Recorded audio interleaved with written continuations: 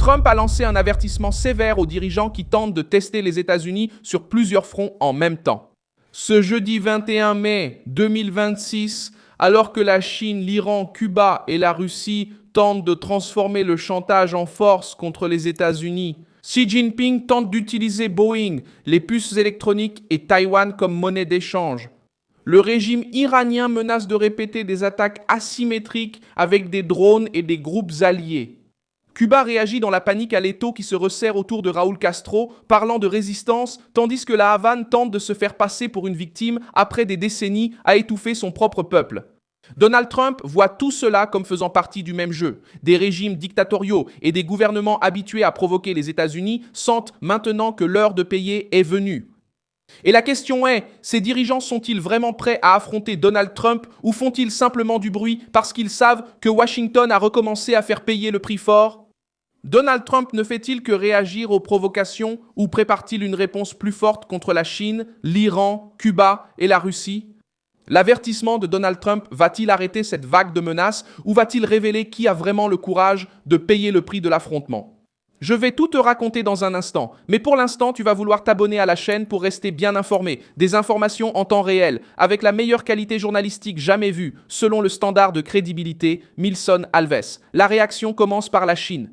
Xi Jinping essaie d'utiliser les affaires, les avions Boeing, les puces Nvidia et l'accès à Pékin comme monnaie d'échange pour faire pression sur les États-Unis à propos de Taïwan. Trump voit cette manœuvre comme une provocation directe. Pour lui, Taïwan ne peut pas devenir une monnaie d'échange entre les mains de Pékin car la Chine ne fait qu'augmenter la pression lorsqu'elle sent de la faiblesse de l'autre côté. Elbridge Colby, numéro 2 du département de la Défense, est devenu la cible de ce bras de fer. La Chine tente d'empêcher ou de limiter les discussions avec lui parce qu'elle sait qu'il mène une ligne dure contre l'expansion chinoise dans l'Indo-Pacifique. Et c'est là que Trump transforme l'affaire en avertissement. Aucun dirigeant ne dira aux États-Unis qui peut ou ne peut pas défendre leurs intérêts. Taïwan entre en scène en montrant exactement pourquoi Trump ne peut pas reculer. L'île organise des exercices militaires avec des chars Abrams, des simulations contre une invasion amphibie, la défense urbaine et le déplacement de troupes sur ponts et zones côtières. Taïwan se prépare parce qu'elle sait que la Chine observe chaque signe d'hésitation. L'Iran apparaît comme un autre volet de cet avertissement. Le régime menace de répéter des tactiques asymétriques si les États-Unis reprennent la pression militaire. Téhéran mise sur des drones FPV, des drones Shahed, des milices en Irak, le Hezbollah, les Houthis et des groupes alliés pour atteindre les intérêts américains et israéliens sans engager une guerre frontale. Mais ce choix révèle la limite de l'Iran lui-même. Le régime ne parle pas comme une puissance sûre de soi. Il parle comme un gouvernement qui sait qu'il ne peut pas affronter les États-Unis d'égal à égal. Trump utilise ce point pour inverser la logique. Si Téhéran a besoin de milices, de drones bon marché et d'attaques indirectes, c'est parce qu'il sait qu'une guerre conventionnelle serait un désastre pour le régime. L'industrie iranienne des drones est également devenue une préoccupation centrale, les chaînes de montage à Téhéran.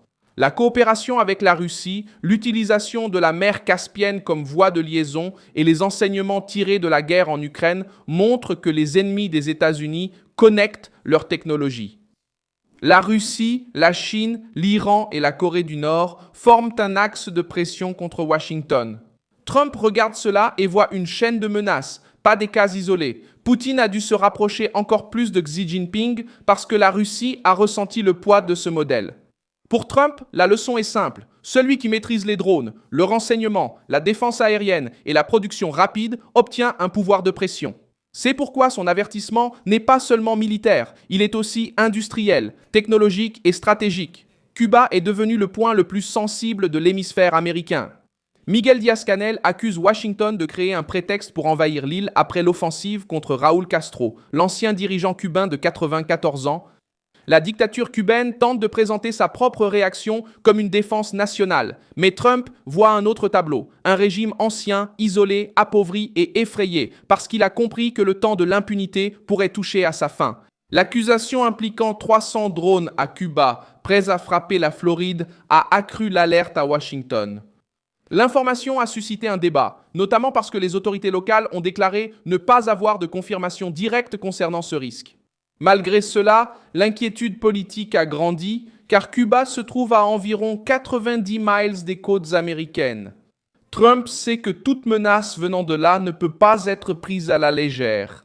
Après des années à voir des régimes hostiles utiliser la proximité comme un bouclier politique, la Maison-Blanche veut préciser que les Caraïbes ne seront pas une plateforme d'intimidation contre les citoyens américains. Le régime cubain essaie de dire qu'il ne représente pas une menace, mais en même temps, il parle de milices, de résistance, de souveraineté et de lutte jusqu'au bout en cas d'intervention. C'est ce point qui rend Trump furieux.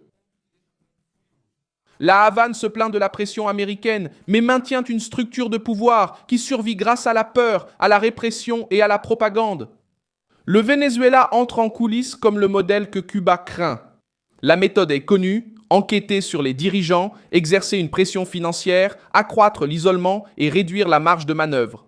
Dans le cas cubain, la réaction est plus nerveuse, car le régime sait que la population est profondément épuisée et tente maintenant d'utiliser son propre peuple comme bouclier.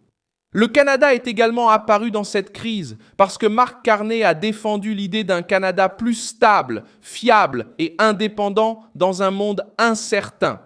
Mais cela révèle un autre problème. Les Alliés ont passé des décennies à compter sur la puissance américaine et veulent maintenant se présenter comme une alternative morale lorsque Washington exige des responsabilités.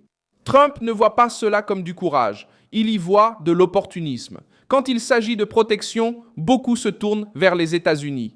Au moment de payer l'addition, ils essaient de parler d'autonomie. Le discours canadien sur l'énergie propre, la confiance et les marchés révèle un autre aspect de l'avertissement de Trump. La Maison-Blanche veut empêcher que les Alliés utilisent de beaux discours pour échapper à la dure réalité des enjeux de sécurité.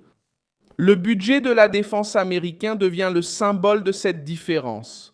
Tandis que les adversaires parlent de faire plus avec des armes bon marché, Donald Trump observe une machine militaire à plus de 1000 milliards de dollars et comprend que le problème n'est pas le manque de moyens. Pour lui, des drones bon marché peuvent causer des dégâts, mais ils ne remplacent pas le commandement global, la flotte navale, les satellites, les porte-avions, le renseignement, l'industrie et la capacité de réponse dans plusieurs régions en même temps. Les dirigeants qui menacent Donald Trump le savent. C'est pourquoi ils ont recours à la guerre asymétrique. L'Iran utilise des milices. La Chine utilise le commerce et Taïwan. Cuba utilise la propagande et la peur d'une invasion. La Russie s'appuie sur son alliance avec Pékin et le soutien de régimes hostiles. Chacun essaie d'attaquer par les marges. Donald Trump répond en visant le centre. Quiconque défie les intérêts américains fera face à des sanctions, à une pression militaire, à un blocus technologique, à un isolement diplomatique et à un soutien renforcé aux alliés stratégiques. Israël comprend cette logique mieux que beaucoup de gouvernements occidentaux. Les États-Unis vivent depuis des années entourés de groupes qui utilisent des roquettes bon marché, des tunnels, des drones et des attaques indirectes pour user une force militaire bien supérieure. Taïwan observe la même formule dans l'Indo-Pacifique. Les nations du Golfe regardent aussi l'Iran avec cette inquiétude. Il ne s'agit pas seulement d'une grande guerre. Il s'agit d'empêcher que des régimes plus petits et plus agressifs transforment la provocation permanente en une routine acceptée. Trump voulait mettre fin à cette routine. Sa fureur ne vient pas d'un manque de contrôle, mais de la perception que des dirigeants hostiles ont interprété la patience comme de la faiblesse. Maintenant, la réaction est revenue au centre du jeu. Et des dirigeants qui auparavant jouaient les durs commencent à mesurer chacun de leurs pas, parce que la Maison-Blanche a clairement indiqué que la provocation, le chantage et la menace ne seront pas traités comme de la diplomatie. Je suis Milson Alves, Global, et mon objectif est de vous tenir bien informés en disant la vérité chaque jour. Les liens des actualités se trouvent dans la description de la vidéo. Mettez un j'aime sur cette vidéo, abonnez-vous et consultez les commentaires pour renforcer votre engagement avec la communauté Milson Alves.